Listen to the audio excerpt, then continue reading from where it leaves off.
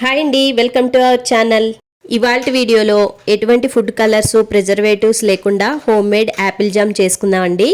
బయట సూపర్ మార్కెట్లో ఎన్నో వందలు పెట్టుకునే ఈ జామ్ని హెల్తీగా టేస్టీగా ఇంట్లోనే చేసుకోవచ్చండి. ఇక రండి స్టార్ట్ చేద్దాం. ముందుగా 4 యాపిల్స్ తీసుకోండి.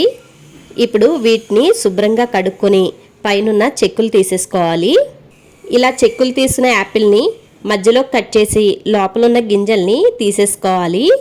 మీడియం సైజు ముక్కలుగా కట్ చేసుకోవాలి. మరీ పెద్దవి కాదు, అలానే మరీ చిన్నవి కాకుండా ముక్కలుగా కట్ చేసుకోండి. ఇప్పుడు నేను ఈ ముక్కల్ని కుక్కర్లో పెట్టి విజిల్ వేయించుకుంటాను. మీరు కావాలనుకుంటే గనక స్టీమ్లో పెట్టి బాయిల్ చేసుకోవచ్చు. ఇప్పుడు ఒక కుక్కర్ని తీసుకొని దానిలోకి ఈ ముక్కలు వేసుకోవాలి.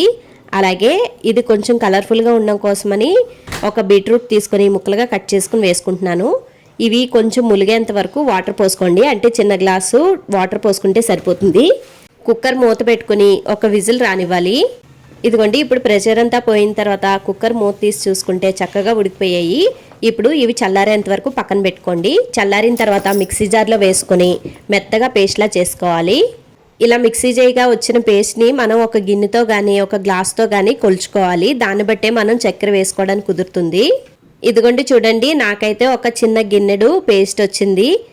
ఇప్పుడు పొయ్యి మీద కడాయి పెట్టుకొని దానిలోకి ఈ యాపిల్ పేస్ట్ అంతా వేసేసుకోవాలి. ఇది కొంచెం పచ్చివాసన పోయేంత వరకు వేయించుకోవాలి. సుమారుగా ఒక 10 నిమిషాల పాటు ఇలా ఉడికించుకుంటే సరిపోతుంది. ఇదిగోండి, కొంచెం సేపు తర్వాత మనం ఎంతైతే యాపిల్ పేస్ట్ తీసుకున్నామో దానికి సగానికి చక్కెర వేసుకోవాలి. చక్కెర ప్లేస్లో మీరు కావాలనుకుంటే బెల్లం కూడా వాడుకోవచ్చు. ఇప్పుడు ఈ యాపిల్ పేస్ట్ అంతా కూడా దగ్గరకంటూ వచ్చేంత వరకు నిదానంగా కలుపుకుంటూ ఉండాలండి, అడుగంటుకు పోకుండా. 15 నిమిషాల నుంచి 20 నిమిషాల్లో చూడండి దగ్గరకంటూ వస్తుంది. మీరు మధ్యలో మాత్రం కలపడం ఆపద్దు, అడుగంటుకు పోతుంది.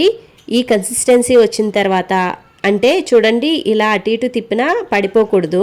ఆ స్టేజ్కి వచ్చిన తర్వాత కొద్దిగా ఉప్పు అలాగే కొంచెం నిమ్మరసం వేసుకొని ఇంకొకసారి కలుపుకొని 2 నిమిషాల పాటు ఉంచుకొని స్టవ్ ఆఫ్ చేసేసుకోండి.